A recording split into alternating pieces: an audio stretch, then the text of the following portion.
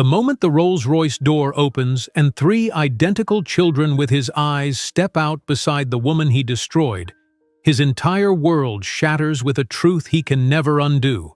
But before we dive into the full story, let me know where you're watching from and what time it is. Now subscribe to the channel and let's get started. Elena Vasquez polished the mahogany coffee table in Jackson Montgomery's penthouse with careful circular motions. Her reflection gazed back at her from the gleaming surface. Dark eyes, tired but determined, hair pulled back in a practical bun. At 26, she carried herself with a quiet dignity that belied her position as a housekeeper in one of Manhattan's most exclusive addresses. She straightened, wincing as her back protested the movement. 8 hours into her shift, fatigue tugged at her limbs, but she couldn't afford to slow down. The triplex penthouse of Montgomery Enterprises' CEO demanded perfection, and Elena delivered without complaint. As she dusted the framed photographs lining the bookshelf, Elena paused at an image of Jackson standing between a famous tech billionaire and a senator, all three men laughing with casual familiarity. In another, he shook hands with the president, both smiling for cameras. Each photo told the same story. Jackson Montgomery belonged to a world utterly different from hers. Someday, she whispered to herself in Spanish, a habit from childhood. Someday, I'll finish my computer science degree. The sound of the elevator doors sliding open interrupted her thoughts. Elena checked her watch. 11:30 at night. Mr. Montgomery rarely returned before midnight on weekdays. Elena? His voice carried from the foyer, tinged with surprise. I didn't expect anyone to still be here. She hurried toward the entrance, smoothing her uniform. Mr. Montgomery, I'm sorry. I was finishing the inventory of the wine cellar as you requested. I'll leave immediately. Jackson Montgomery stood framed in the doorway, loosening his tie. At 41, he possessed the confident posture of a man accustomed to command. His tailored Tom Ford suit emphasized broad shoulders, and his steel blue eyes assessed everything with cool efficiency. No rush, he said, setting down his briefcase. Actually, I could use a scotch. It's been a hell of a day. Of course, sir. Elena moved to the bar cart, selecting the Macallan 25 she knew he preferred. As she poured the amber liquid, she felt him watching her. You've been here for what? 8 months now? He asked, accepting the crystal tumbler. 10 months, sir. Right. He took a slow sip. And you're studying? Computer science, part-time at City College. Something shifted in his expression. Interest, perhaps. Ambitious. Why work as a housekeeper? Elena met his gaze evenly. My student visa has work restrictions. This job offers flexibility for my classes and pays better than campus jobs. Jackson nodded, moving closer. Smart, practical. His eyes lingered on her face. You know, I started coding when I was 19. Built Montgomery Enterprises from a dorm room startup. The conversation stretched, minutes turning fluid as Jackson asked about her studies, her programming experience. Elena found herself sharing more than she intended. Her childhood in Mexico City, her interrupted education when her father fell ill, her determination to finish her degree in America. When Jackson's hand brushed hers as she took his empty glass, the touch lingered. Their eyes locked, and Elena felt a dangerous current pass between them. It's getting late, she said softly. Stay, he replied, his voice dropping to a husky timbre. His lips found hers before she could respond, the kiss igniting something Elena had suppressed for months, attraction to a man she had no business wanting. When she left his penthouse at 3 a.m, Elena told herself it was a singular mistake. It wouldn't happen again. She was wrong. Over the next 6 months, a pattern emerged. Late nights when she worked overtime, Jackson returning unexpectedly, conversations that turned to touches to passion, always behind closed doors, always after the other household staff had left. Small gifts appeared, an expensive perfume on her birthday, a cashmere scarf when winter arrived. Once, she found the latest MacBook Pro in her staff locker with a simple note, "For your coding projects, JM." Elena knew the relationship, if it could be called that, existed in shadows. Jackson never took her to restaurants or public events. Their interaction outside his bedroom remained strictly professional. Yet in private moments he showed unexpected tenderness, listened to her ideas, encouraged her ambitions. "You're different," he told her one night, tracing patterns on her bare shoulder. "Most people want something from me. You just are." December arrived with biting winds and holiday decorations throughout the Montgomery penthouse. On a frigid Tuesday morning, Elena stared at the plastic stick in her bathroom, her world tilting on its axis as two pink lines confirmed what her body had already suspected. Pregnant. She calculated quickly. 8 weeks, give or take. Nausea had plagued her for days, but she'd attributed it to stress from final exams. That evening, Elena waited anxiously in Jackson's home office. He was concluding a video conference with Tokyo, his authoritative voice discussing merger strategies and market projections. She rehearsed her words carefully, hands clasped tightly in her lap. When he finally ended the call, Jackson looked up with a distracted smile. "Elena, I didn't realize you were still here. I needed to speak with you." Her voice sounded steadier than she felt. "Privately." Something in her tone caught his attention. He studied her face, then gestured toward the chair across from his desk. "What's on your mind?" Elena took a deep breath. "I'm pregnant." For one heartbeat, his expression remained neutral. Then, like a mask slipping, his features hardened into something unrecognizable. Jackson stood abruptly, adjusting his Hermes tie with precise, controlled movements. "You're joking," he said, voice dangerously soft. "I'm 8 weeks pregnant," Elena repeated, her hand instinctively moving to her stomach. "I just found out yesterday." "A pregnant maid?" Jackson's laugh held no humor. "With my child? What kind of game are you playing?" Elena flinched. "This isn't a game. I didn't plan this." "Look at you," he interrupted, gesturing dismissively. "And look at me." His voice dropped to a glacial tone. "People like you serve people like me. You're an immigrant without a completed education, without connections, without refinement. Did you honestly think you would be suitable to carry a Montgomery heir?" Each word struck like physical blows. Elena's chest tightened as the man she thought she knew transformed before her eyes. Jackson opened his desk drawer and withdrew a thick envelope, tossing it onto the polished surface between them. $20,000, he stated clinically. "Enough to solve this problem and disappear. Use it for an abortion, go back to Mexico, do whatever you want, but get out of my life." Elena stared at the envelope, nausea rising that had nothing to do with her pregnancy. "I don't want your money. I'll have this baby with or without you." His face flushed with anger. "You're fired, effective immediately. Leave now, or I'll call security." "Jackson, please. If you're thinking of suing me," he continued coldly, "I have 10 lawyers who will make your life a living hell. No one will believe your word against mine. Who do you think judges listen to? Illegal immigrants or business leaders who employ thousands?" "I'm not illegal," Elena whispered, the final indignity landing hard. "My visa is valid, not without employment." His smile never reached his eyes. "How unfortunate that your work performance has become unacceptable." 3 hours later, Elena stood on the sidewalk outside the gleaming Montgomery Enterprises tower, a cardboard box containing her few personal items clutched against her chest. 2 security guards had escorted her through the lobby, curious eyes following her humiliating exit. Snow began to fall, delicate flakes melting against her hot cheeks. The $20,000 remained on Jackson's desk, untouched.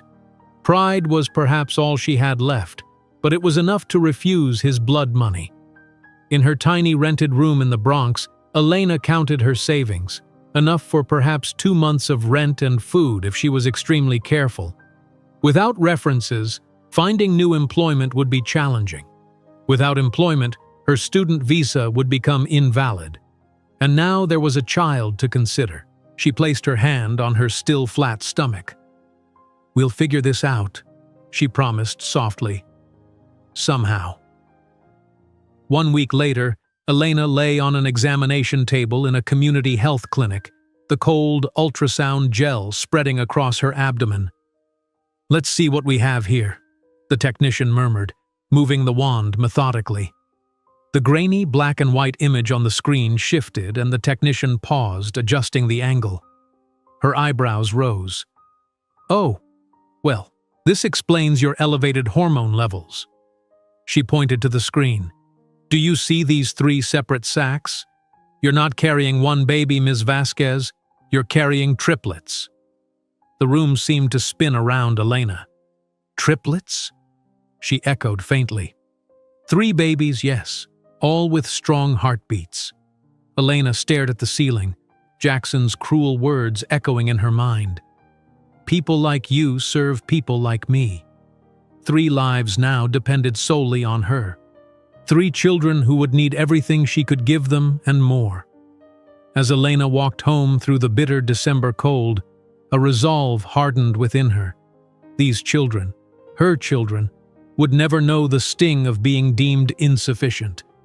She would build a life where they understood their worth came from within, not from the validation of men like Jackson Montgomery. She had no idea how she would manage, but failure was not an option. Whatever it took, whatever sacrifices were required, she would create a future where her children never felt the need to prove their value to anyone. As she observed Manhattan from her small room in the Bronx, Elena couldn't possibly imagine that in 15 years she would be standing atop one of the skyscrapers she now gazed upon, commanding a technological empire greater than that of the man who had discarded her. Elena sat motionless in the small, sterile examination room, her world collapsing around her. The ultrasound technician's words echoed in her mind like a distant thunderclap. Triplets. Not 1 baby, but 3. 3 lives completely dependent on her, a woman who had just lost her job, her security, and any illusion of support from their father. "Would you like a printout of the ultrasound?" the technician asked, her voice gentle, perhaps sensing Elena's overwhelming shock. Elena nodded numbly, her hand unconsciously moving to her still flat stomach. "Yes, please." Outside the clinic, the December wind cut through her thin coat. Elena clutched the small black and white image, 3 distinct circles marked with arrows and measurements. How could something so small already feel so impossibly heavy? In her tiny Bronx apartment, Elena methodically counted her remaining savings, spreading worn bills across her bed. $423. At her current burn rate, it would last perhaps 2 weeks. Her rent was due in 10 days. She closed her eyes, forcing herself to breathe. Panic wouldn't feed 3 babies. Neither would pride or regret or the burning sense of betrayal that threatened to consume her when she thought of Jackson. The next morning, Elena stood outside a staffing agency, its windows fogged in the early winter chill. She had dressed in her most professional outfit, a navy pencil skirt and white blouse purchased secondhand. Her resume, updated to include her experience at Montgomery Enterprises, though carefully omitting the circumstances of her departure, felt inadequate in her hands. Computer programming experience, some college, fluent in Spanish and English, the recruiter summarized, scrolling through Elena's application. "Any references from your last position?" Elena swallowed hard. Unfortunately, no. It was a complicated departure. The recruiter's eyes flicked to Elena's midsection, then back to her face. "Are you pregnant, Ms. Vasquez?" The question hung between them. Elena considered lying but dismissed the thought. "Yes, first trimester." Something shifted in the recruiter's expression, not outright rejection, but a subtle recalculation. That might make placement more challenging. Many employers prefer not to hire women who will need immediate maternity leave. "I'm willing to work until delivery," Elena said firmly, "and return as soon as possible afterward." 4 hours and 3 interviews later, Elena exited the final office building, her shoulders slumped in defeat. Each conversation had followed the same pattern: initial interest in her skills, followed by thinly veiled concern when her pregnancy became apparent. No one had outright rejected her for being pregnant, that would be illegal, but the message was clear in their evasive responses about considering all candidates and ongoing recruitment processes. By the end of the week, desperation pushed Elena to accept 3 positions simultaneously: overnight office cleaning from 11 p.m. to 5 a.m., a counter position at a sandwich shop from 10 a.m. to 4 p.m., and evening data entry work she could complete from home. The schedule left her with barely 4 hours for sleep, but it would keep a roof over her head, for now. The first trimester brought relentless morning sickness, exacerbated by exhaustion. Elena found herself vomiting in bathroom stalls between cleaning office cubicles, choking down saltines during her brief breaks at the sandwich shop. Her body, working overtime to nurture 3 growing lives, rebelled against the punishing schedule. During her 6th week of this impossible routine, Elena fainted while mopping the 20th floor of an insurance company building. She woke to a concerned security guard shaking her shoulder. "Ma'am? Ma'am, are you all right?" Elena struggled to her feet, the mop clattering beside her. "I'm fine, just dizzy for a moment." The security guard frowned. "You don't look fine. Should I call someone?" "No," Elena said quickly. "Please, I need this job." The next morning, her supervisor called. "We've decided to terminate your contract, Ms. Vasquez. The incident last night raised liability concerns."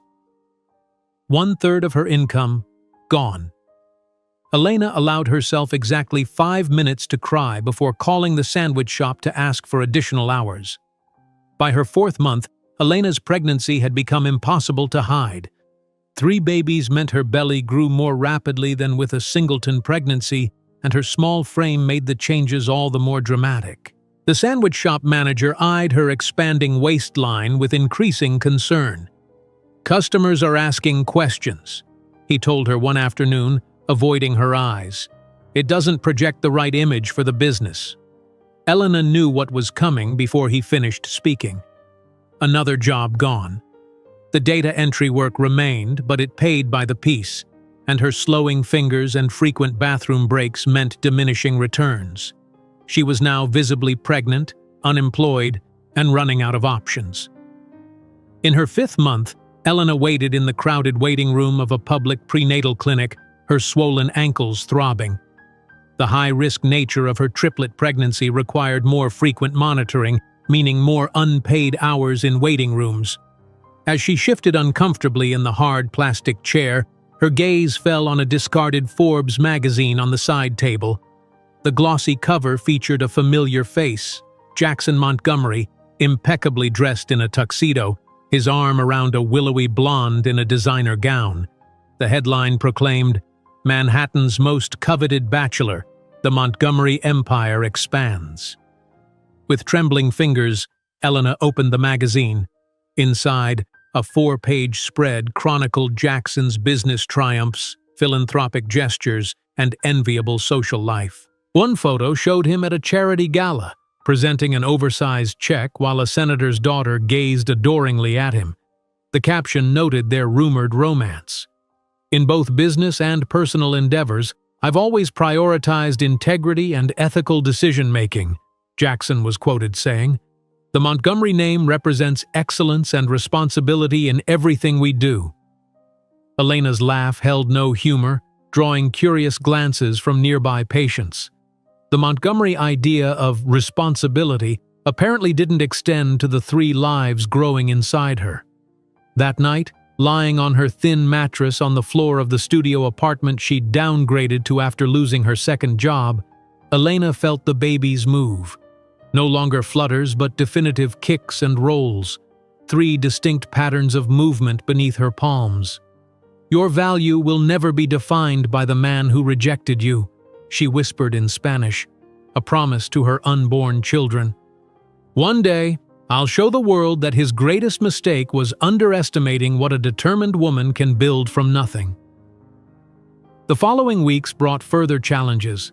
Elena's high-risk pregnancy required bed rest, an impossible luxury for a woman with no income. Social services provided basic prenatal care and connected her with a shelter for pregnant women when she could no longer afford even the reduced rent of her studio. At the shelter, Elena met other women in similar circumstances, abandoned, struggling, but fiercely protective of the lives they carried. She shared a room with Letitia, a 19-year-old carrying twins, and Maria, a domestic violence survivor in her third trimester. "How will you manage 3 babies alone?" Maria asked one evening as they folded donated onesies. Elena's hands stilled on a tiny garment. "I don't know yet," she admitted. "But I will. There's no alternative."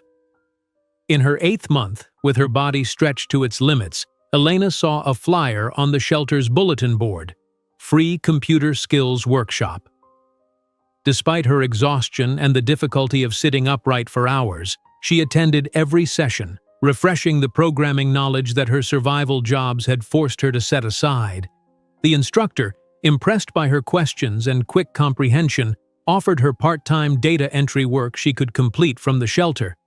The pay was minimal, but it allowed Elena to start a small savings fund for what she knew would be an expensive delivery and recovery. As June approached, Elena's doctor scheduled a C-section for the 35th week, the optimal balance between the baby's lung development and the increasing risks of carrying triplets to term. The night before her scheduled delivery, Elena sat by the shelter's window, watching the city lights shimmer. Her hands cradled her enormous belly, feeling the restless movements of the lives within. "Tomorrow you'll meet the world," she whispered, "and the world has no idea what's coming." In the pre-dawn hours of June 15th, Elena was prepped for surgery. Alone in the preparation room without a partner to hold her hand or family in the waiting area, she felt a momentary wave of desolation. Then, with characteristic determination, she pushed it aside. These children would never know abandonment from her. When Anthony, Alexander, and Amelia emerged, tiny but perfect at 4 pounds each, Elena wept with a joy so profound it transcended her pain.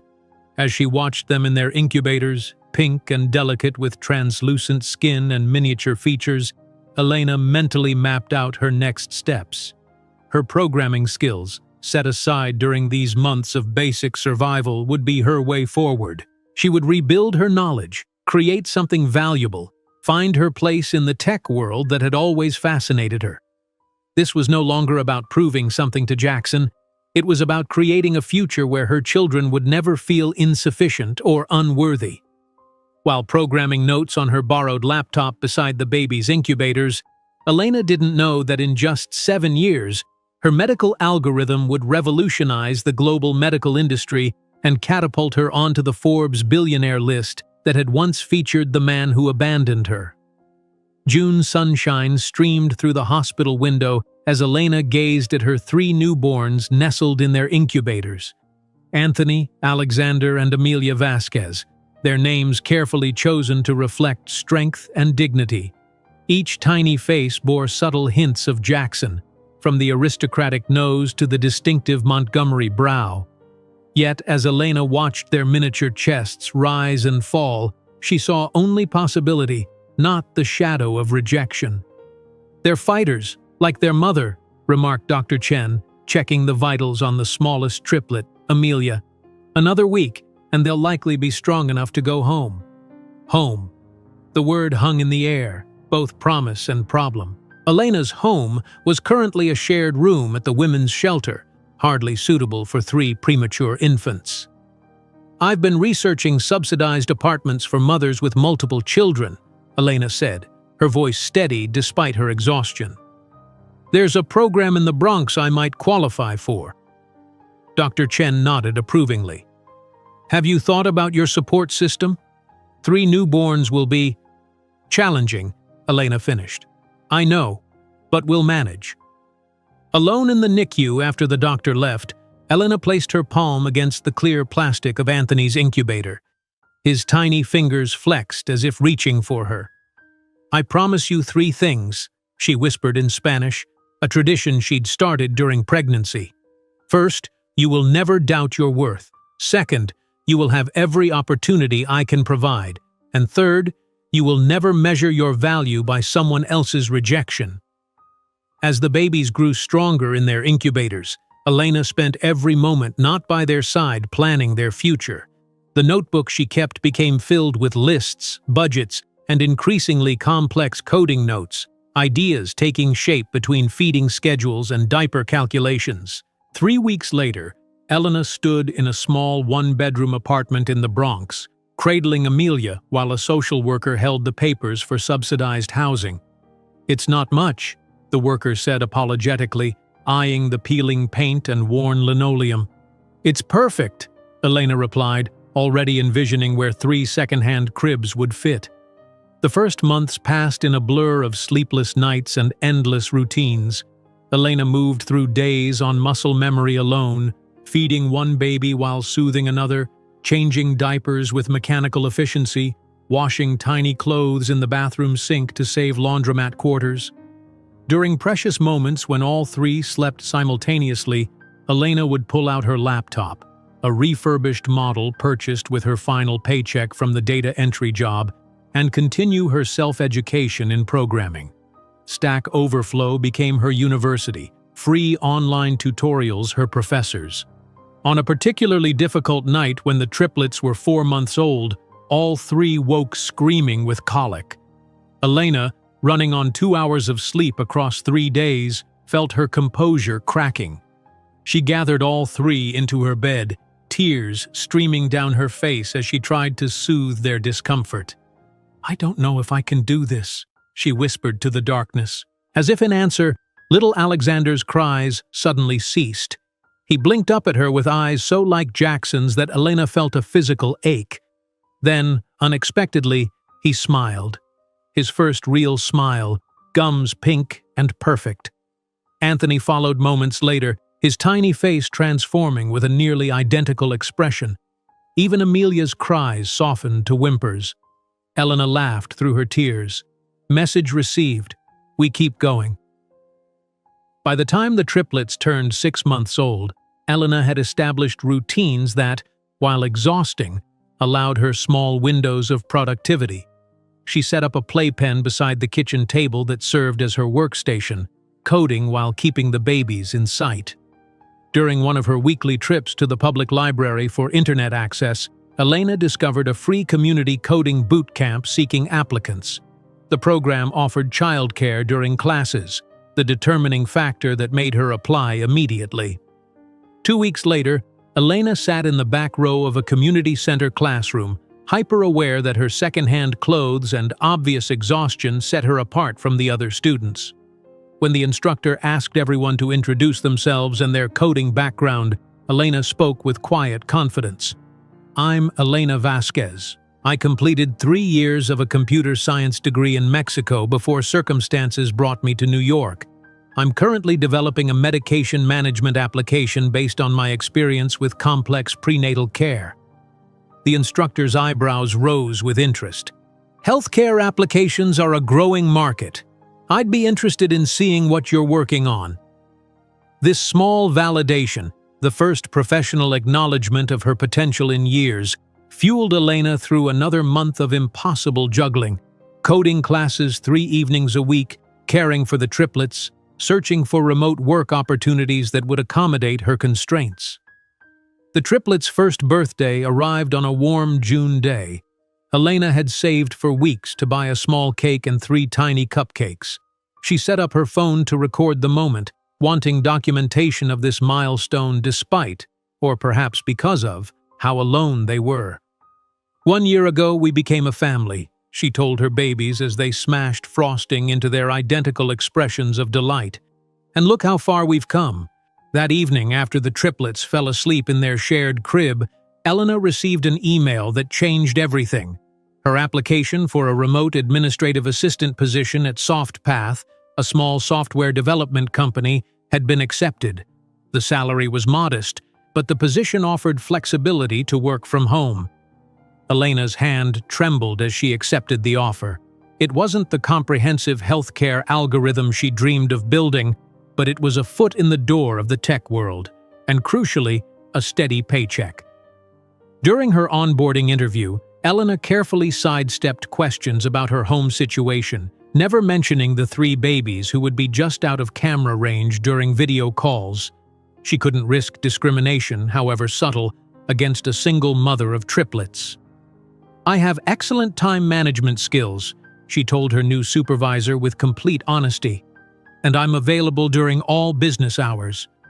What she didn't share was that available meant coding with one hand while feeding a baby with the other, or that she'd trained herself to function on 4 disconnected hours of sleep per day. Elena converted the apartment's small closet into a makeshift office, hanging a curtain to minimize background noise during calls. She hired Mrs. Ramirez, an elderly neighbor, to watch the triplets during critical meetings, paying her far less than market rate with promises of more when circumstances improved. On her first day, Elena sat before her computer, the triplets napping in the playpen beside her, Mrs. Ramirez knitting in the corner. As she logged into the company system, Elena felt a surge of determination.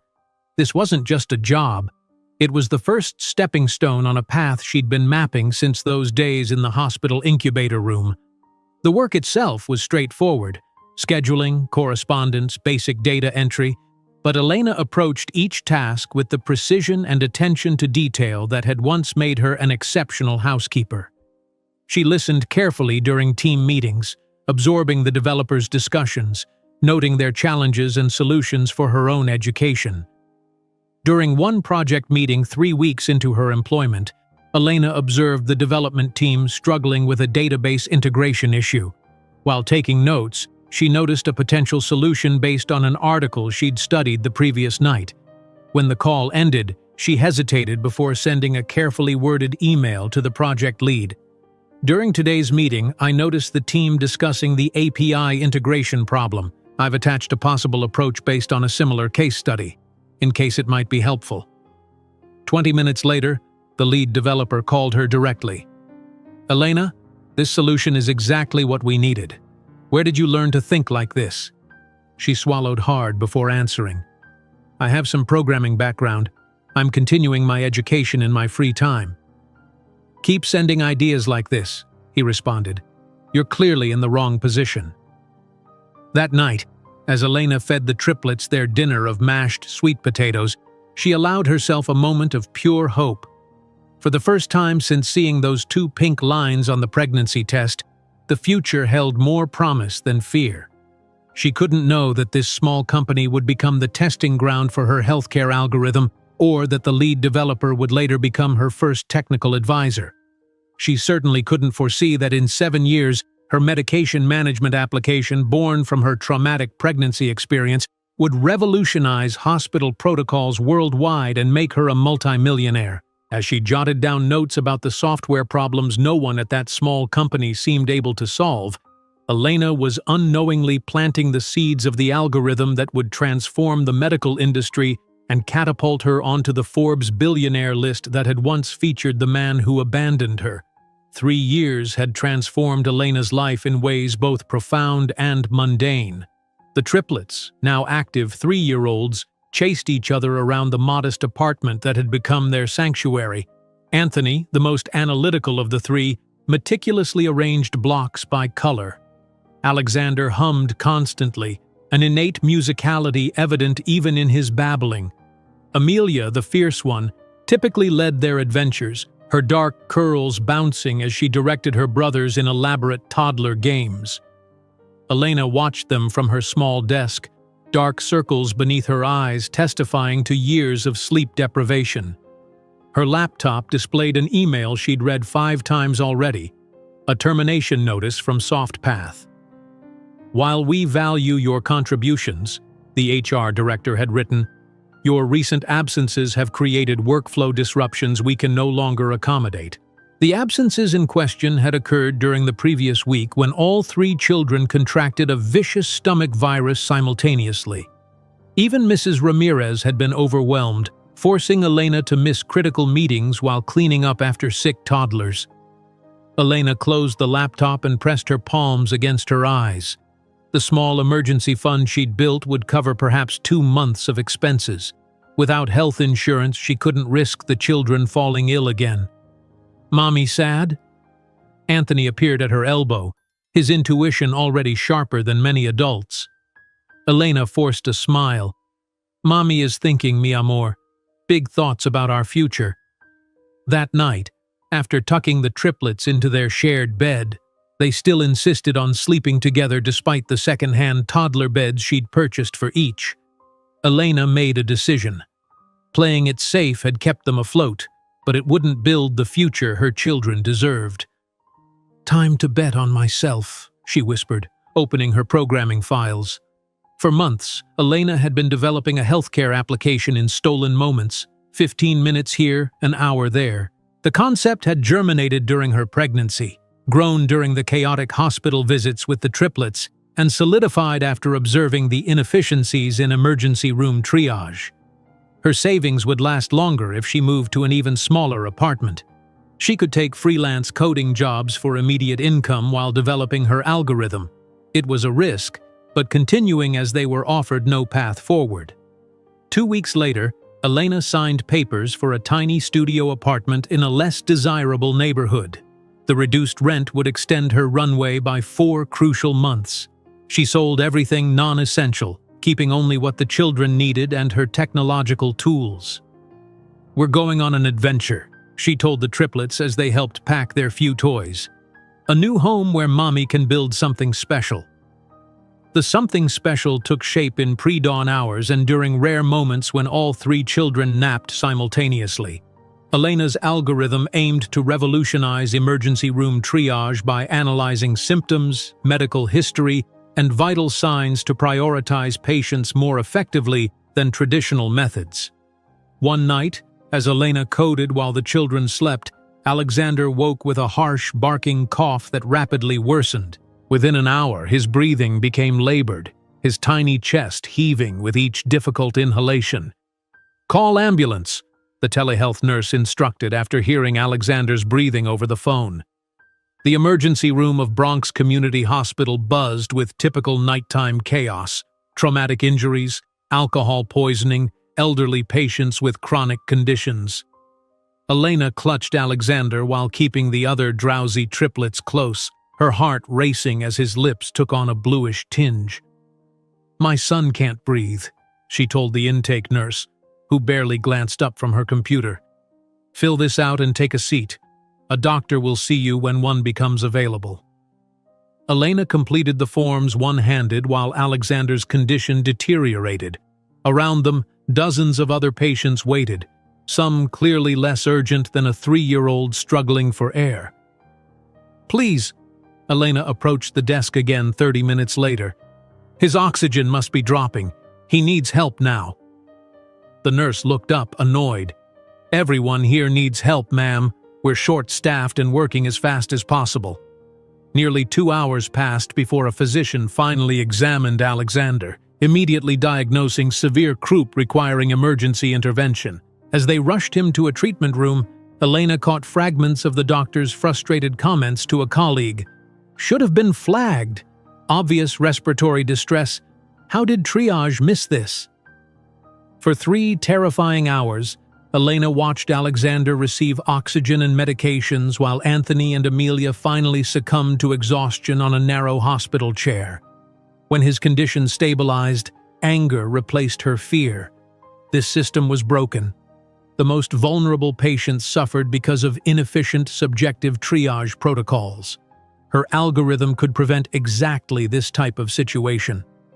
While Alexander slept in the hospital bed, Elena grabbed a stack of cafeteria napkins and began sketching flowcharts, decision trees, and data points, the framework of what would become her breakthrough innovation.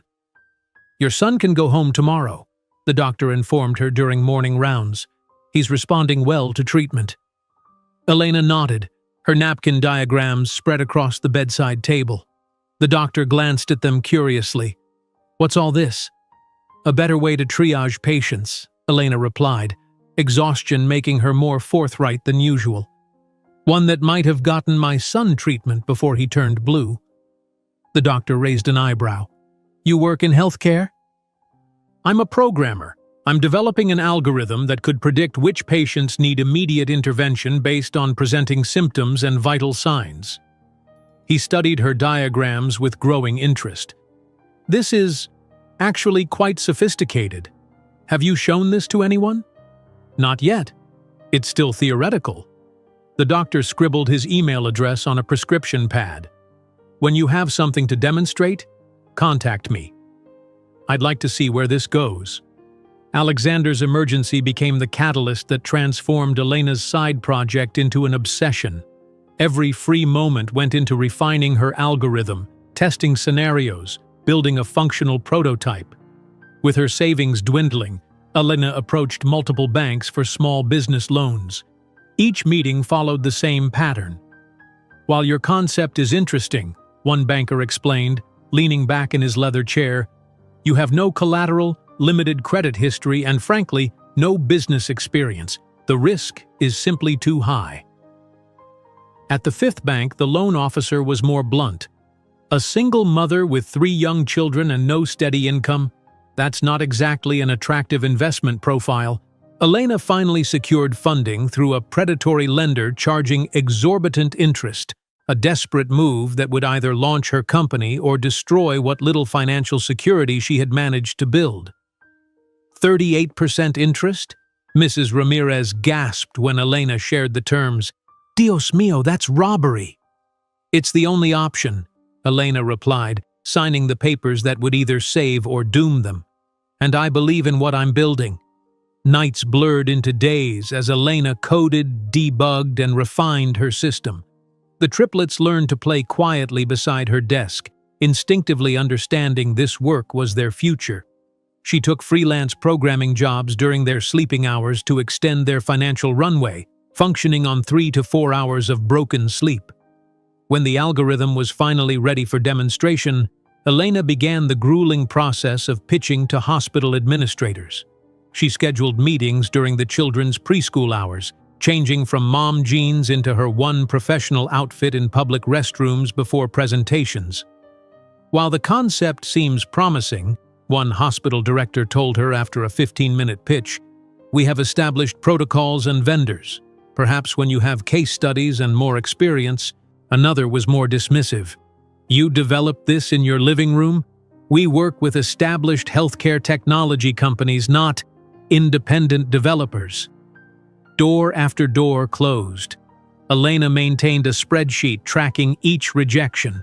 23 hospitals, 17 healthcare networks, 8 medical technology companies. Each no refined her pitch, strengthened her resolve. On a rainy Tuesday, Elena presented to the administrative board of Bronx Community Hospital, where Alexander had been treated.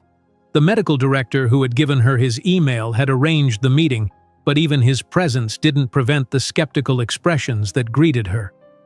Our current triage system has been in place for 12 years, the head administrator noted after her presentation. What makes your algorithm superior? Elena stood straighter. My system reduced missed critical cases by 67% in retrospective analysis of your own emergency department data from last year. That translates to potentially hundreds of lives saved annually in your hospital alone. A month of deliberation followed before the hospital agreed to a limited 1-month trial of her system. Elena installed the software herself, personally training nurses and technicians who regarded her with thinly veiled skepticism. On the 3rd day of the trial, Elena's algorithm flagged a 7-year-old girl with seemingly minor symptoms as high priority. The triage nurse, following the system's recommendation despite her doubts, moved the child ahead of several other patients. Within 30 minutes, the girl was diagnosed with bacterial meningitis, a condition that would have likely turned fatal if she had waited the standard 4 hours under the previous triage system. The chief of emergency medicine sought out Elena, who was adjusting parameters at the nursing station. Your system just saved that child's life. We would have missed the warning signs until it was too late. By the end of the month-long trial, Elena's algorithm had correctly prioritized 37 critical cases that might have been delayed under traditional triage methods. The hospital not only purchased a permanent license but became a vocal advocate, generating interest from neighboring healthcare facilities. 1 month later, Elena sat across from Marcus Chen, an angel investor specializing in healthcare technology, in a modest coffee shop. She had chosen the location carefully, affordable enough that she could purchase a coffee without guilt, but professional enough for a business meeting. "I've reviewed your algorithm's performance data," Chen said, studying Elena over his espresso.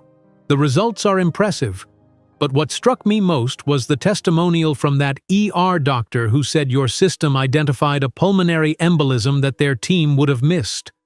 Elena nodded, maintaining the professional composure she had practiced in her bathroom mirror. "The algorithm recognizes subtle symptom patterns that human triage might overlook, especially during high-volume periods." "What you've created isn't just software," Chen continued. "It's a paradigm shift in emergency medicine.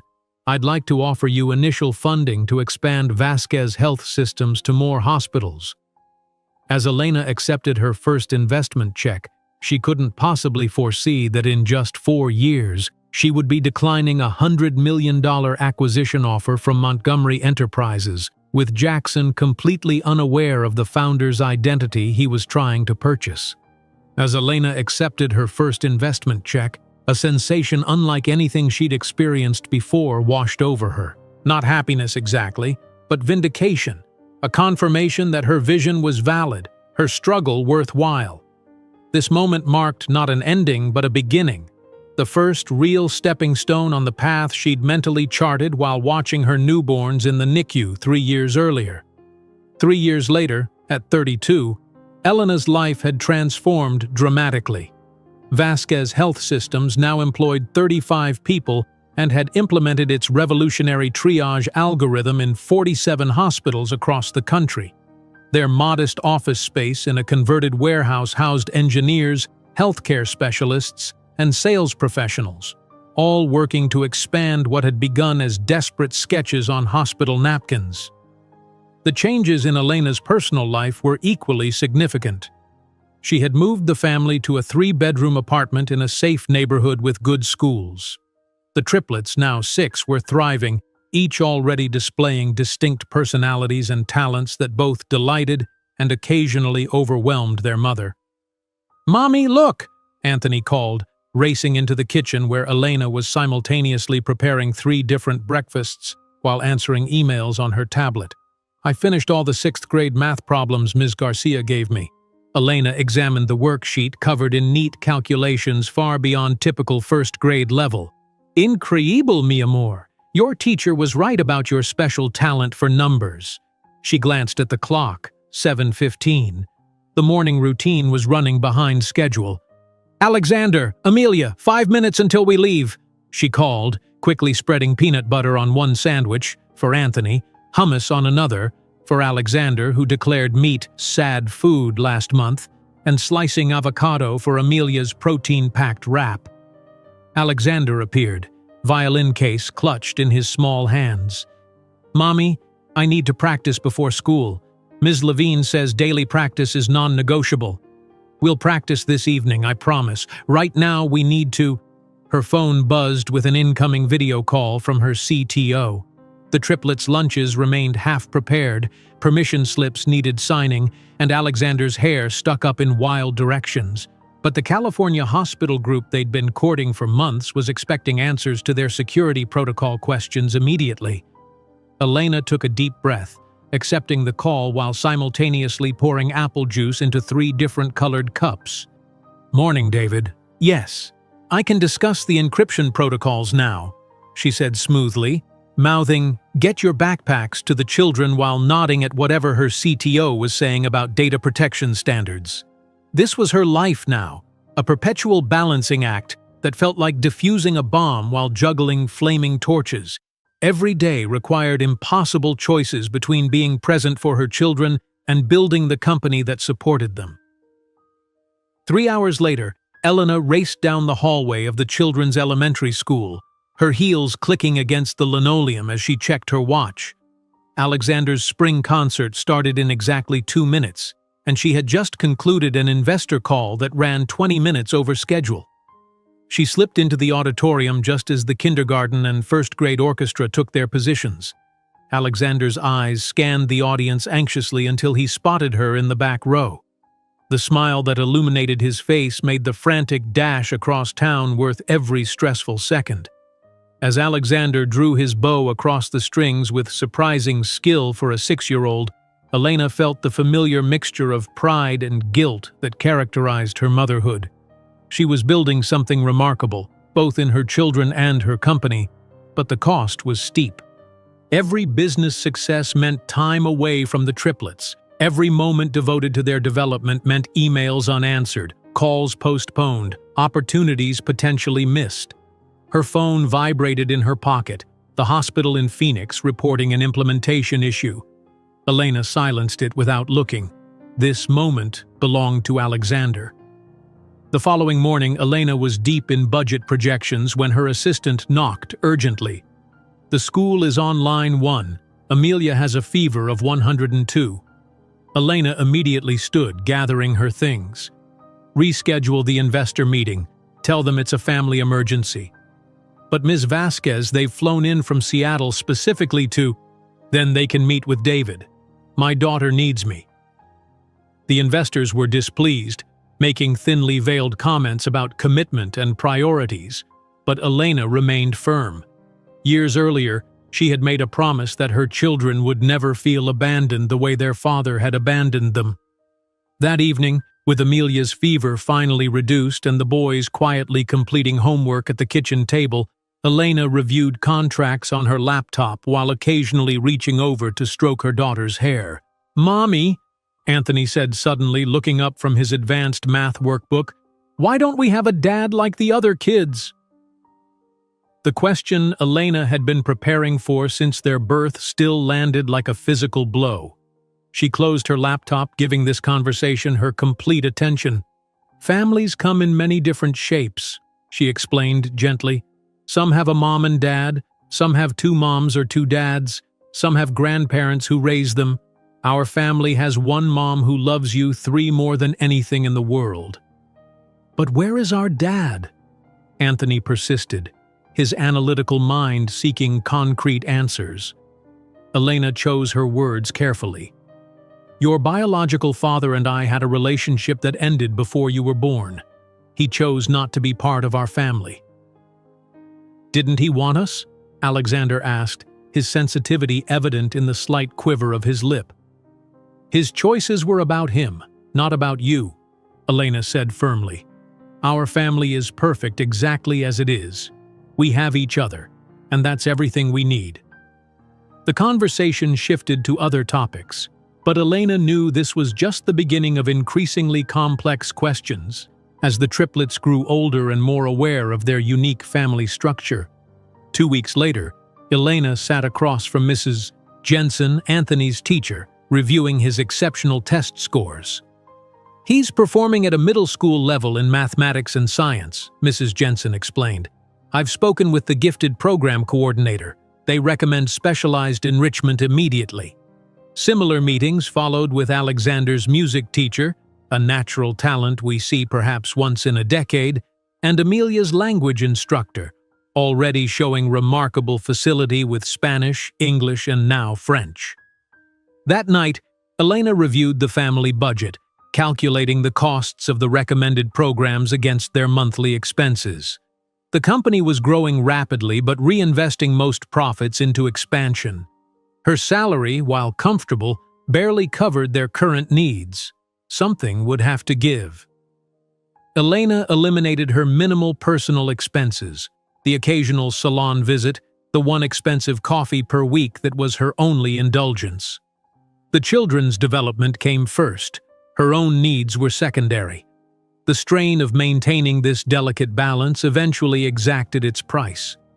During a critical presentation to potential investors, Elena was explaining Vasquez Health System's growth projections when the room suddenly tilted. Her vision tunneled to a narrow point, words slurring as she gripped the podium.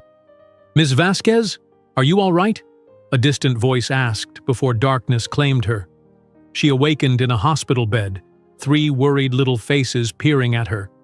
Mrs. Ramirez stood behind them, concern etched in her weathered features. "The children insisted on coming," she explained. "They wouldn't sleep until seeing you were okay." The doctor arrived, clipboard in hand and disapproval in his expression. "Ms. Vasquez, your tests show extreme exhaustion, dangerously elevated blood pressure, and the beginning of a gastric ulcer. Your body is sending very clear distress signals that you've been ignoring." Elena glanced at the triplets, now curled uncomfortably in hospital chairs beside her bed, loyalty unconditionally displayed in their determination to stay near her despite the late hour. The sight crystallized a realization she'd been avoiding. She couldn't sustain this pace without destroying herself and potentially leaving her children truly alone.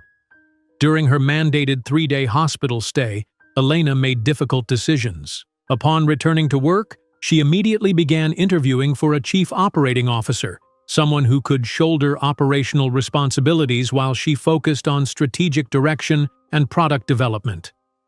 "I need to establish better boundaries," she explained to her concerned leadership team, "for my health and my family." The restructuring wasn't easy. Elena struggled to delegate tasks she had controlled since inception, but gradually a more sustainable rhythm emerged. She established sacred time with the triplets, dinner together every night, phones off, company matters temporarily set aside. The first evening of this new tradition, they played board games at the kitchen table, laughter filling their home for what felt like the first time in years. As she watched Anthony strategize his chess move, Alexander hum while contemplating his turn, and Amelia dramatically negotiate rule interpretations, Elena felt a peace that had eluded her since becoming both sole parent and company founder. Later that night, Elena stood in the doorway of the bedroom the triplets still preferred to share despite having separate rooms available. Watching their peaceful, sleeping faces, she whispered, "I'm building this for you, but I also need to be present to see you grow." While observing her children sleeping peacefully, Elena couldn't imagine that her decision to prioritize family well-being over unchecked growth would be precisely what would propel her company to surpass Montgomery Enterprises in market value just 3 years later. Elena's decision to prioritize balance transformed both her business and family life in ways she couldn't have anticipated. Within months of restructuring Vasquez Health Systems, employee satisfaction scores rose dramatically, talent retention improved, and, most surprisingly, innovation accelerated. Her leadership team, given more autonomy, brought fresh perspectives that expanded the company's potential beyond Elena's original vision. 3 years passed in this more sustainable rhythm. At 35, Elena stood before a wall of monitors in their new downtown office, watching as her development team demonstrated the latest advancement in their medical AI system. The neural network now analyzes patient history, genetic markers, and current symptoms simultaneously, explained Raya, her lead AI engineer. In our blind tests, it outperformed human diagnosticians by 27% in rare disease identification. Elena studied the complex visualizations with intense focus. And the false positive rate? Under 3%, significantly lower than human diagnostic error rates. The room fell silent as Elena considered the implications. This wasn't merely an improvement on their existing platform. It was revolutionary, potentially transforming medical diagnostics on a global scale. "Schedule demonstrations with our top 5 hospital partners," she finally said. "This changes everything." 2 weeks later, Elena sat across from representatives of Horizon Ventures, one of Silicon Valley's most prestigious venture capital firms. The meeting was taking place in a sleek conference room that would have intimidated her years ago. Now, she belonged here. "Your diagnostic AI platform shows remarkable promise," said Michael Benson, Horizon's managing partner. "We're prepared to offer $125 million at a pre-money valuation of $500 million. The number, larger than Elena had dared hope, didn't elicit the reaction the investors clearly expected. She remained composed, years of negotiation having taught her that visible excitement diminished leverage. "The valuation is fair," she acknowledged, "but we'll need to discuss board structure and voting rights before moving forward." 3 hours later, having secured terms that protected her controlling interest, Elena signed the preliminary agreement. Only in the privacy of her car did she permit herself a moment of pure, unbridled joy, pressing her hands against her face and releasing a silent scream of triumph. Her first call wasn't to her executive team, but to Mrs. Ramirez, who had stood by the family since those desperate early days. "We did it," Elena said when the elderly woman answered. "The investment came through." "Gracias a Dios," Mrs. Ramirez replied. "Those babies of yours will be set for life." "Speaking of which," Elena continued, "I've purchased the apartment next door to yours. It's yours, Mrs. Ramirez. The deed will be transferred next week. You'll never need to work or worry about rent again." The sound of the woman's grateful sobs stayed with Elena as she drove to pick up the triplets from school. This success wasn't just hers. It belonged to everyone who had supported their journey when no one else would. The following month brought another significant change. Elena toured a spacious Upper East Side condominium, the triplets racing ahead to explore the multiple bedrooms, floor-to-ceiling windows, and rooftop garden. "Each of you can have your own room," she explained as they stared wide-eyed at the expansive space. "And there's a music room for Alexander's practice, a study nook for Anthony's projects, and a reading corner for Amelia's books." "Is this really ours, Mommy?" Alexander asked, running his hand along the polished kitchen counter as if it might disappear under his touch. "Yes, mi amor. This is our new home." The move coincided with another milestone, the triplets' acceptance to Westfield Academy, one of Manhattan's most prestigious private schools. On their first morning, Elena helped Anthony straighten his uniform tie, adjusted Amelia's plaid skirt, and tamed Alexander's perpetually unruly hair. "Remember," she told them, kneeling to meet their eyes, "this is a new opportunity, but it doesn't change who we are. Be kind, be curious, and always help others who might be struggling." As they approached the imposing school gates, Elena noticed the triplets' nervous glances at the other children, most arriving in luxury vehicles with drivers, many accompanied by both parents or nannies. "We belong here just as much as anyone," she whispered, squeezing their hands. "Your minds and hearts earned your places, not privilege or connections." The transition wasn't seamless. That evening, over the dinner Elena insisted they share regardless of her workday's demands, Amelia reported that a classmate had asked why her backpack wasn't a proper brand. "And what did you say?" Elena asked, passing the salad bowl. "I said it holds my books just fine, and Mommy taught us that the value of people isn't in what they own." Elena smiled, both proud and aware that such conversations would likely multiply as the triplets navigated their new environment. Later that week, she gathered them in their living room for an important discussion. "We have more money now than we used to," she began carefully. "But wealth doesn't define our worth as people. Many of your new classmates have had privileges their entire lives that we're just beginning to experience." "Like Anthony's friend with 3 houses?" Alexander asked. "Yes. But remember how we talked about your father?" Elena continued, approaching the subject with measured honesty. "He had all those material advantages, but he lacked character and compassion. Those qualities matter more than possessions or status." As the months passed, the triplets' unique talents flourished in their new academic environment. Anthony returned home one afternoon, bursting through the door with unprecedented excitement. "Mommy, I won the Regional Math Olympiad," he announced, proudly displaying a gold medal. Elena immediately called her chief financial officer. "Reschedule the board meeting. My son just won his first major mathematics award, and we're celebrating properly." That evening, she baked a chocolate cake from scratch, the same recipe her mother had used for special occasions throughout her childhood. The gesture maintained their connection to simpler times despite their changed circumstances. Alexander's musical ability similarly advanced, his cello teacher recommending auditions for Juilliard's prestigious weekend program for exceptional young musicians.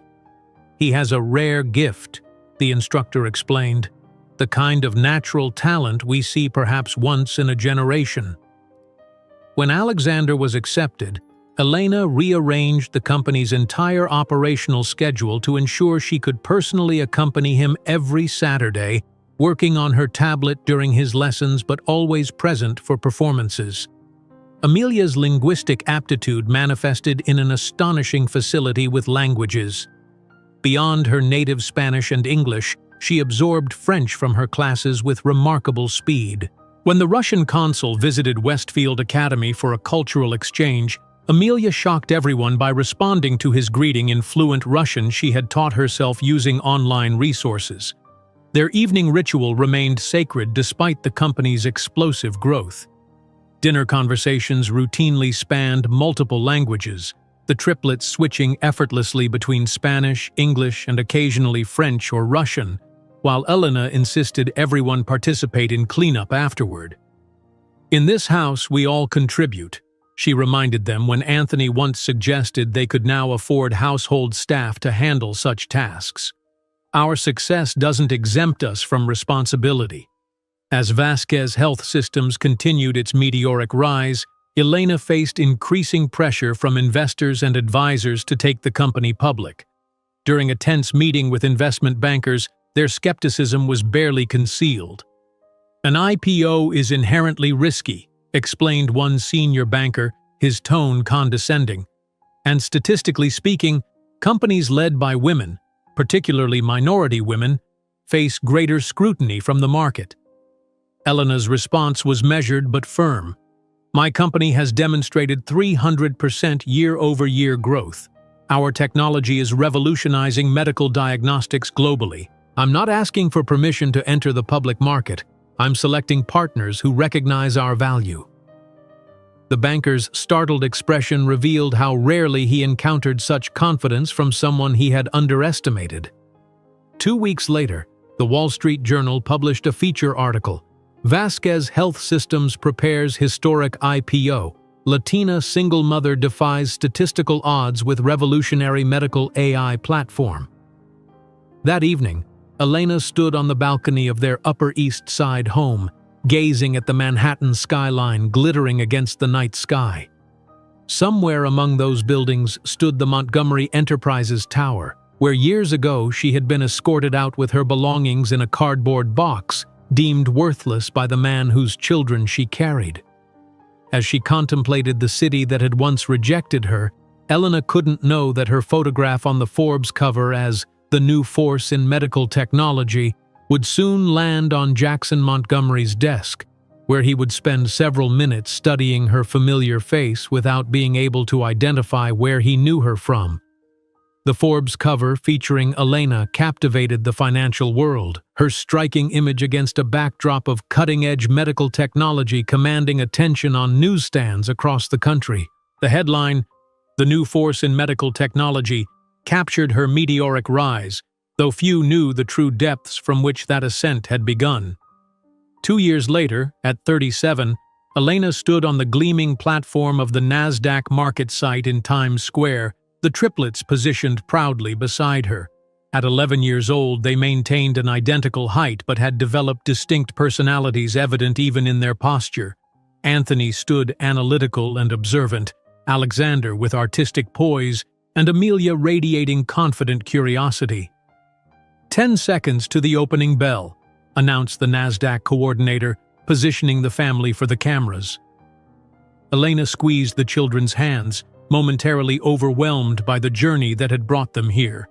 From a pregnant housekeeper escorted from a building with her belongings in a cardboard box to the founder of a publicly traded company, the trajectory seemed impossible, yet here they stood.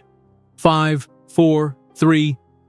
As the countdown concluded, Elena pressed the ceremonial button. Applause erupted across the trading floor while the massive digital display outside broadcast her face to Times Square. Vasquez Tech Solutions, renamed to reflect their expanded technological offerings, had officially joined the public market with one of the most successful IPOs of the year, for a medical technology company. The stock opened at $64 per share, 40% above the offering price, and continued climbing throughout the day. By closing bell, Elena had officially become one of the wealthiest women in America and one of the extremely rare Latina founders to lead a publicly traded technology company.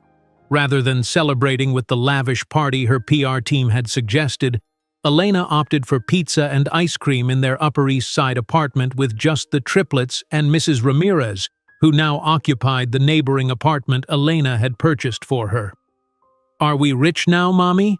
Anthony asked, methodically dissecting his pizza slice as he always did, separating cheese from sauce with scientific precision. Elena smiled, wiping ice cream from Alexander's chin. "The company is valuable, yes, but remember what we've always said. Our worth isn't in our bank account," all three children recited in practiced unison, giggling at their coordinated response. Later that night, after the children had gone to bed, Elena savored a rare moment of quiet reflection. The IPO represented more than financial success. It was vindication, proof that Jackson Montgomery had been catastrophically wrong about her potential, her value, her place in the world. 2 weeks after the IPO, Anthony approached Elena in her home office, uncharacteristic hesitation evident in his expression. Of the three, he had always been the most analytical and direct, rarely displaying uncertainty. "Mommy, can I ask you something important?" he began, fidgeting with the edge of his school uniform blazer. Elena closed her laptop immediately, giving him her complete attention. "Of course, mi amor. Anything. Why do we never talk about our father? Is he dead?" The question landed with the force she had long anticipated yet still felt unprepared to answer. Elena gestured toward the sofa in the corner of her office, patting the space beside her. "Go get your brother and sister," she said gently. "I think it's time we had a more detailed conversation about this." 10 minutes later, all three children sat expectantly on the sofa, sensing the gravity of the moment. Elena took a deep breath, choosing her words with deliberate care. "Your father is alive," she began, watching their expressions carefully. "He is a successful businessman here in New York." "Does he know about us?" Amelia asked, her directness matching her mother's. "Yes," Elena replied honestly. "He knew about my pregnancy." The triplets exchanged glances, a silent communication developed in the womb and refined over 11 years of shared existence. "Why isn't he part of our lives?" Alexander asked, his artistic sensitivity evident in the slight tremor of his voice. Elena took another measured breath. "Sometimes adults make choices that hurt other people. When I told him I was pregnant, he chose not to be involved. He wasn't ready or willing to be a father." She deliberately omitted the cruelty of Jackson's rejection, the humiliation of being escorted from the building, the devastating words that had both wounded and ultimately fueled her. These children didn't need to shoulder the weight of that rejection. "So he abandoned us," Anthony stated flatly, processing the information with his characteristic logical precision. "He made a choice," Elena corrected gently, "and I made mine, to create the best life possible for the three of you." "We don't need him," Alexander declared with surprising fierceness. "We have you, and you're worth 2 parents." Elena smiled, blinking back unexpected tears. "Our family is perfect exactly as it is. But as you grow older, you might have more questions, and I'll always answer them honestly." The conversation gradually shifted to homework and upcoming school events, but Elena noticed a new thoughtfulness in her children's expressions. They were beginning to construct their own narratives about their origins, forming identities independent of the father who had rejected them before birth. 3 days later, Elena sat in the expansive boardroom of Vasquez Tech Solutions, reviewing potential acquisition targets with her executive team. The company's successful IPO had provided substantial capital for strategic growth, and Elena intended to deploy it aggressively. This subsidiary of Montgomery Enterprises shows particular promise, noted her chief strategy officer, highlighting a section of the presentation. Their medical records platform would integrate seamlessly with our diagnostic AI, and our preliminary analysis suggests they're undervalued in the current market. Elena maintained a neutral expression at the mention of Montgomery Enterprises, though her pulse quickened slightly. What's their market position? Declining, responded her CFO, sliding a performance chart across the table. Montgomery seems to be losing relevance across most technology sectors. The founder, Jackson Montgomery, appears more focused on his social calendar than innovation these days. Their medical division is solid but suffering from underinvestment. Elena nodded, betraying no recognition of the name. Let's focus on the potential synergies, not the competition. If the integration potential is as strong as you suggest, prepare a detailed acquisition proposal. As her team continued discussing technical details, Elena's mind briefly drifted to the irony of potentially acquiring a piece of the empire that had once deemed her unworthy. She refocused quickly. This wasn't about Jackson Montgomery. It was about strategic growth for her company and shareholders. Within months, Vasquez Tech Solutions had completed 3 strategic acquisitions, consolidating its position as the dominant player in medical AI. The New York Times business section ran a feature, Vasquez Tech acquires 3 AI medical startups, cementing industry dominance. On a crisp autumn morning, Elena's executive assistant entered her office with an embossed envelope. This just arrived by courier. It's an invitation to speak at the Fortune 500 Awards as the keynote presenter. Elena opened the envelope, scanning the formal invitation. The event would feature CEOs and founders from America's most influential companies, celebrating innovation and business leadership. As she flipped through the accompanying materials, her breath caught momentarily. The list of confirmed attendees included Jackson Montgomery, CEO of Montgomery Enterprises. For several long seconds, Elena stared at his name among hundreds of others. In 15 years, their paths had never crossed, though they operated in interconnected business spheres. The Fortune 500 Awards would change that, placing them in the same room for the first time since she'd stood in his office, pregnant and devastated by his cruelty. That evening, Elena stood before the mirror in her bedroom, rehearsing key points of her acceptance speech. The words flowed confidently, shaped by years of public speaking and media appearances. Yet beneath the polished exterior, a new resolve formed, a determination to close this circle that had defined so much of her journey. The most valuable lesson I've learned, she practiced saying to her reflection, is that our worth is never determined by those who fail to see our potential. It's determined by our persistence, our vision, and our capacity to rise despite obstacles. As Elena refined her message for the Fortune 500 Awards, she couldn't imagine that in just 3 months, she would be face to face with the man who had discarded her as insignificant, now commanding an empire 17 times more valuable than his. Elena stood before the mirror in her penthouse, adjusting the delicate diamond earrings that complemented her crimson Valentino gown. The dress was a statement piece, bold, confident, unapologetic, precisely the image she intended to project tonight. 15 years after being escorted from Montgomery Enterprises with her belongings in a cardboard box, she would enter the same social sphere as Jackson Montgomery, not as a servant, but as his superior. "You look beautiful, Mommy," Amelia said, entering the bedroom with the practiced grace of someone far beyond her 15 years. She carried the matching Bulgari necklace Elena had selected for the evening. "Need help with this?" Elena turned, allowing her daughter to fasten the clasp.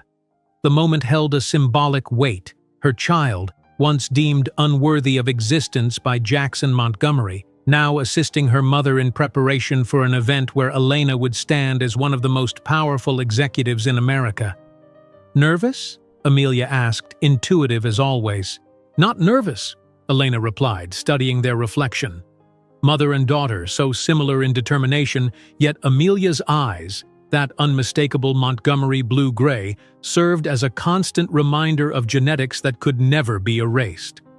Just contemplative. In the hotel lobby, Anthony and Alexander waited in impeccably tailored suits. At 15, the triplets had grown tall and striking, each carrying themselves with the quiet confidence that came from being raised with both privilege and perspective. "The car is ready, Mother," Anthony announced, checking his watch, a habit he'd developed in recent years, his precision in all things reminiscent of the father he'd never met. "Remember, you three don't need to stay for the entire ceremony," Elena reminded them as they entered the limousine. "Mrs. Ramirez can pick you up after dinner if it runs late." "We want to hear your speech," Alexander insisted, his artistic sensitivity evident in his expression. "We've never seen you accept an award this significant." The journey to the Plaza Hotel passed in comfortable conversation, the triplets discussing school projects and weekend plans. Elena observed them with quiet pride, marveling at these extraordinary young people who had emerged from her greatest crisis. The limousine stopped at the plaza's grand entrance, where photographers lined the red carpet. When Elena emerged, followed by the triplets, camera flashes erupted in a blinding sequence. Though the Vasquez family had appeared in business publications frequently since the IPO, the sight of the striking CEO with her three identical teenagers still commanded attention. "Ms. Vasquez, over here!" "Elena, who designed your gown? Can we get a family photo?" Elena navigated the press line with practiced ease, answering select questions while keeping the triplets partially shielded from the most aggressive photographers. They had been trained in public appearances but remained teenagers deserving of some privacy. Inside the opulent ballroom, crystal chandeliers cast a golden glow over Manhattan's business elite. Elena accepted a flute of champagne, surveying the room while exchanging pleasantries with familiar faces. CEOs, investors, and media personalities gravitated toward her, a dramatic reversal from the days when such people would have looked through her, seeing only a housekeeper. Across the vast room, Jackson Montgomery stood surrounded by younger executives, his once commanding presence somewhat diminished. At 52, his hair had silvered at the temples, and fine lines mapped his face. He laughed at something someone said, but the sound didn't reach his eyes, which frequently darted to his phone. Elena observed him discreetly while chatting with the CEO of a pharmaceutical company. Jackson remained oblivious to her presence, his attention focused on nurturing connections with potential partners for his struggling enterprise. The Montgomery enterprises that had once dominated technological innovation had fallen behind more agile competitors, including Vasquez Tech Solutions. "Ladies and gentlemen, please take your seats," announced the evening's host. "We're about to begin the Fortune 500 awards ceremony." Elena and the triplets were escorted to their table near the stage, a position of honor reflecting her status as keynote speaker. Jackson sat 15 tables away, still checking his phone rather than observing the room. "And now," announced the Master of Ceremonies after introductory remarks, "we welcome the finalists for Disruptive Innovation of the Year."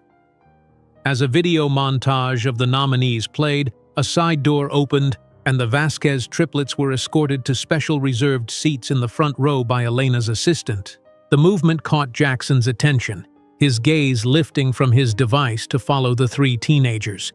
Even from a distance, Elena could pinpoint the exact moment recognition dawned in his expression. Jackson's hand froze, his whiskey glass suspended midway to his lips as he stared at the triplets. The resemblance was undeniable. His aristocratic features blended with Elena's determination, three young faces bearing the unmistakable Montgomery brow, jawline, and those distinctive blue-gray eyes. The blood drained from Jackson's face as understanding crashed over him. These poised, elegant teenagers were unmistakably his children, children he had never known existed. Throughout the awards presentation, Jackson remained visibly shaken, his attention fixed on the triplets rather than the ceremony. Elena noticed his distraction but remained focused on her upcoming speech, reviewing mental notes while accepting congratulations from industry peers. When the moment arrived for Elena to accept the Innovator of the Year award, she ascended the steps with measured confidence, her crimson dress creating a striking silhouette against the blue stage lighting. 15 years ago, she began, her voice clear and strong, I cleaned offices overnight while studying programming on a second-hand laptop. Jackson moved unconsciously closer to the stage, drawn by a voice that had haunted forgotten corners of his memory. Today, Vasquez Tech Solutions employs more than 4,000 people and revolutionizes medical diagnostics in 43 countries. Elena continued, but my greatest creation isn't listed on the NASDAQ. She smiled warmly at the triplets in the front row, her expression softening with genuine love.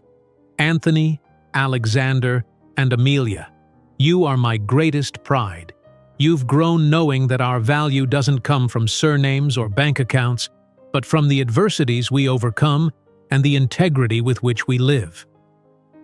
The speech continued with insights on innovation and leadership, but Jackson heard nothing beyond the names of the children he had dismissed as a problem to be solved 15 years earlier.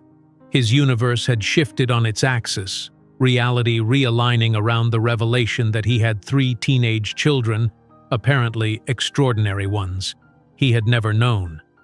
After the ceremony concluded, Elena posed for photographs with the triplets and various executives, accepting congratulations with gracious humility. She didn't notice Jackson approaching until he stood just feet away, 15 years older with deeper lines etching his face, but unmistakably the man who had altered her life's trajectory with casual cruelty. "Elena," he said, his voice barely recognizable with suppressed emotion. She turned, and for a heartbeat, vulnerability flashed across her features, a momentary window into the young woman who had once stood trembling before his desk. Just as quickly, it vanished behind a glacial composure. "Jackson Montgomery," she responded, her tone perfectly modulated. What a surprise. The triplets, sensing the sudden tension, moved protectively closer to their mother. Jackson's gaze darted between them, hungry for details, cataloging familial resemblances with growing certainty. "These are," he began, unable to complete the question. "My children," Elena supplied firmly. "Anthony, Alexander, Amelia, this is Jackson Montgomery, CEO of Montgomery Enterprises." The teenagers greeted him with polite indifference, offering the cordial acknowledgement they would give any of their mother's business acquaintances. No recognition flickered in their eyes. To them, he was merely another executive among many at the event. "Could we speak privately?" Jackson asked, his composed facade cracking slightly to reveal desperation beneath. "I'm afraid that's not possible," Elena replied smoothly. "I have investors waiting." She turned to her eldest son. "Anthony, please take your siblings to the car. I'll join you in 5 minutes." Once the teenagers moved away, Jackson's controlled veneer collapsed entirely. "Why didn't you ever tell me?" he demanded, voice low but intense. "They're clearly my children." Elena's smile held no warmth. "I did tell you. You offered me money to solve the problem and disappear. Your exact words were, 'People like you serve people like me.' I simply moved forward." "But they're Montgomerys," he hissed. "They're entitled to my name, my legacy." Elena leaned slightly closer, her expensive perfume enveloping him in a cloud of power and confidence. "My children are Vasquez," she stated with quiet authority. "I've built an empire 17 times larger than yours. They don't need your name or your money. In fact, Jackson, you became irrelevant to us before we even knew who you were." A photographer from Fortune captured the moment, the powerful CEO and the visibly shaken man, an image whose significance only the 2 participants would fully comprehend. While she walked away toward her waiting children, Elena didn't know that the photograph capturing their confrontation would circulate widely in business media, sparking speculation that would threaten to unearth the carefully managed past she had protected for 15 years. The photograph spread across business media like wildfire. By dawn, Elena's phone was inundated with notifications. Bloomberg, CNBC, Wall Street Journal, all speculating about the tense exchange captured between two powerful CEOs. The image showed Elena Vasquez, poised and confident in her crimson Valentino, facing a visibly shaken Jackson Montgomery. The caption read, "Power Dynamics, Vasquez and Montgomery in heated discussion at Fortune 500 Awards." Elena scrolled through the notifications in her penthouse bedroom, the morning light casting a golden glow across the polished hardwood floors. None of the reports suggested any personal connection, just theories about corporate rivalry and competitive tension. For now, their secret remained intact. Her crisis management team had already assembled in the living room by 7:30. 3 public relations specialists and Vasquez Tech's communications director sat around the marble dining table, tablets and coffee cups scattered between them. "We need to issue a statement immediately," urged Marcus, her head of public relations. "The speculation is growing hourly." Elena set her phone down deliberately. "No statement. But Ms. Vasquez, without context, people will create their own narratives. This is a personal matter, not a corporate one," Elena interrupted firmly. "Our stock price hasn't been affected, and Montgomery Enterprises poses no competitive threat worth acknowledging. We say nothing." The team exchanged uncertain glances but knew better than to argue when Elena used that tone. As they gathered their materials to leave, the triplets emerged from their rooms, school uniforms perfectly pressed, backpacks slung over shoulders. Anthony approached, his smartphone extended toward Elena. "Mother, you're trending. Every business site has this photo of you with some CEO. Who is he?" Elena studied her son's face. Analytical, curious, so like Jackson in his intellectual intensity, yet possessing a compassion his father had always lacked. Beside him, Alexander and Amelia waited, equally interested in her response. She took a deep breath. "We'll discuss this tonight. There's a story you 3 have the right to know." "Is it bad?" Alexander asked, his artistic sensitivity making him particularly attuned to emotional undercurrents. "No," Elena replied, squeezing his shoulder reassuringly. "Just complicated. Now breakfast and then school. We'll talk when you get home." Throughout the day, Elena moved through her obligations mechanically, approving quarterly projections, reviewing acquisition proposals, conferring with her legal team about patent applications. Her mind, however, remained fixed on the evening ahead.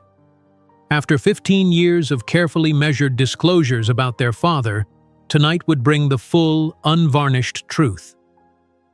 At 7 o'clock, Elena gathered the triplets in their living room.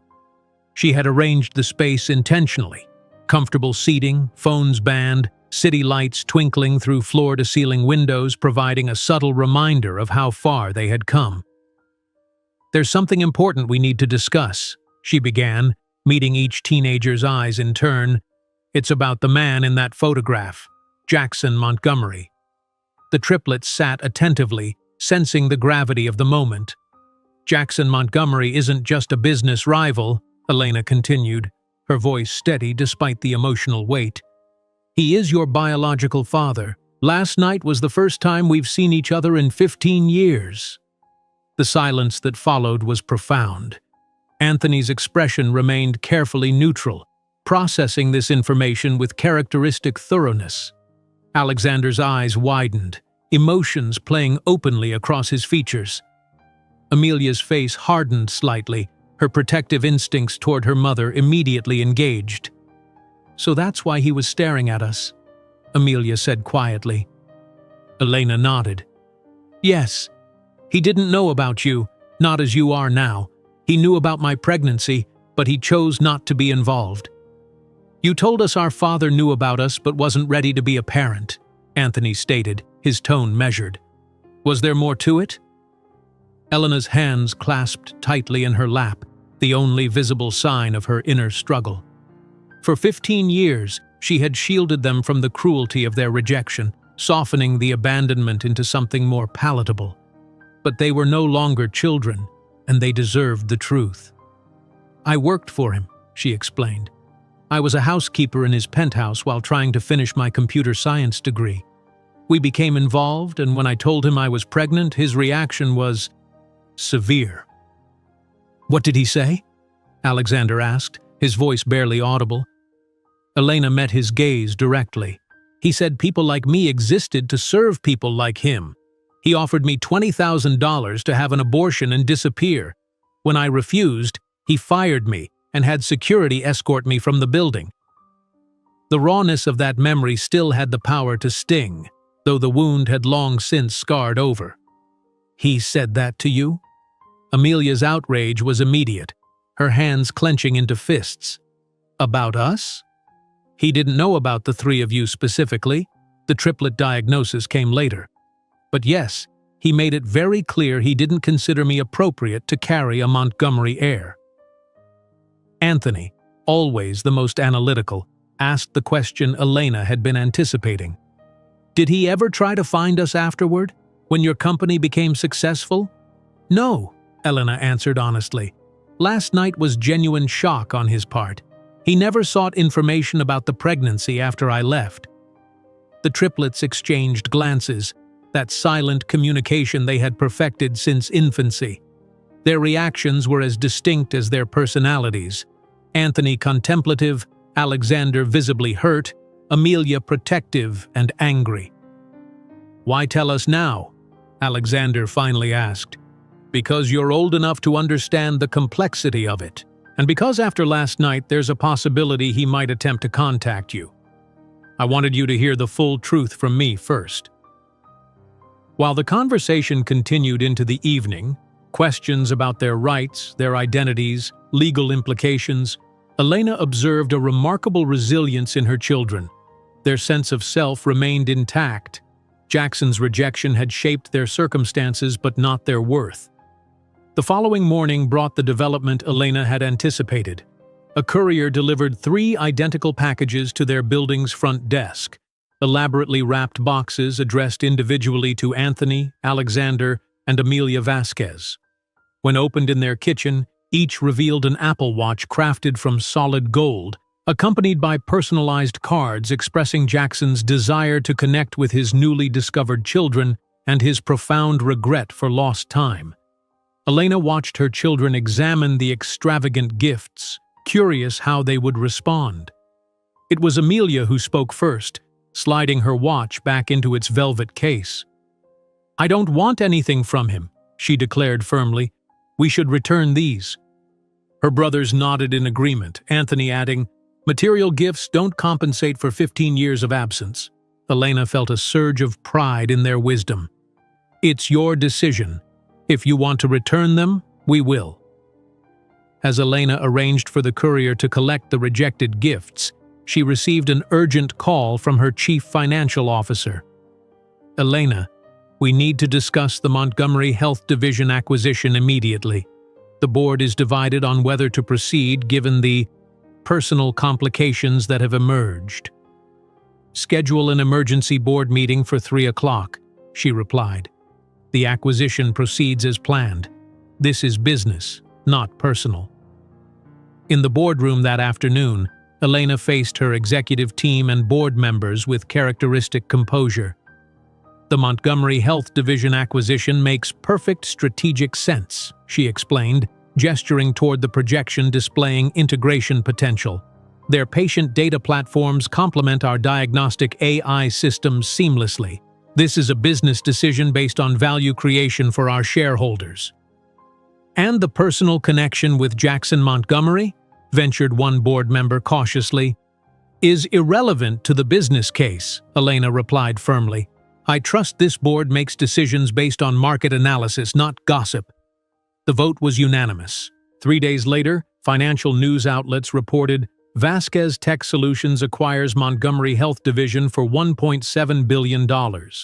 The irony wasn't lost on Elena as she signed the final acquisition documents.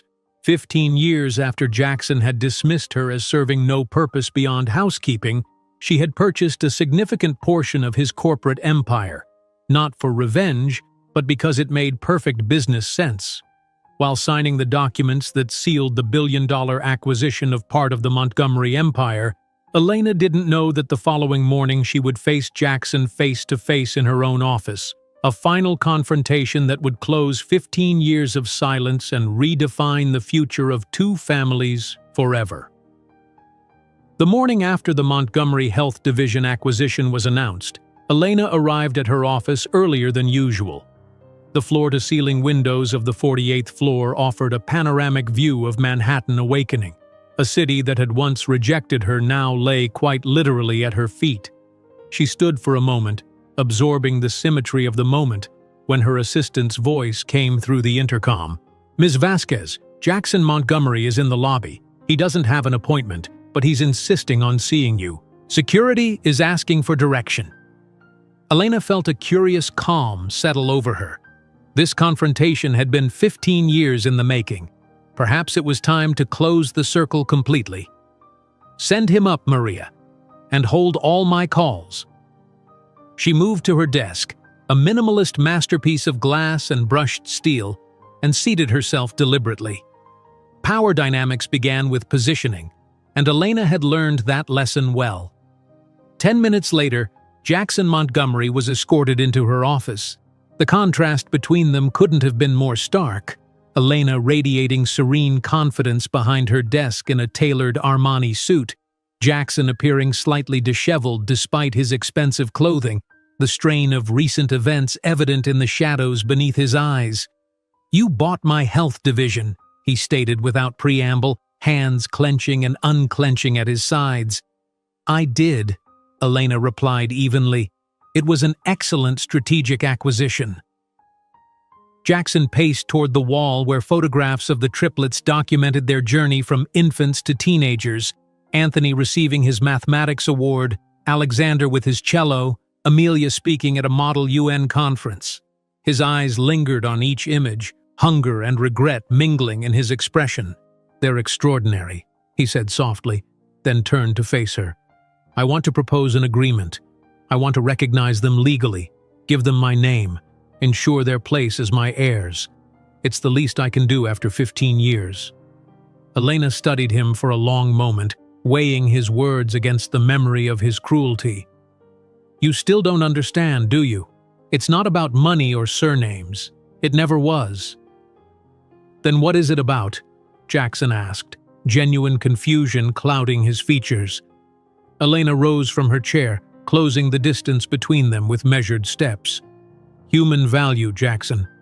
You taught me the most valuable lesson of my life when you discarded me, that I would have to define my own worth in a world that would constantly try to devalue me.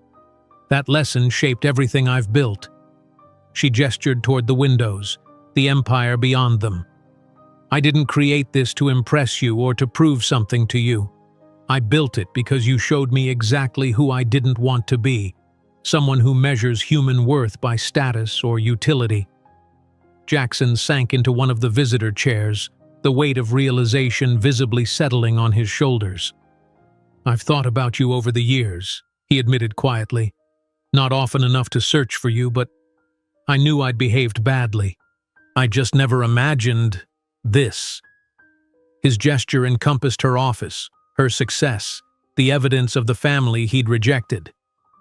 "As for my children," Elena continued, emphasizing the possessive, "they are intelligent, compassionate teenagers. Eventually they may choose to know you, but it will be on their terms, not yours."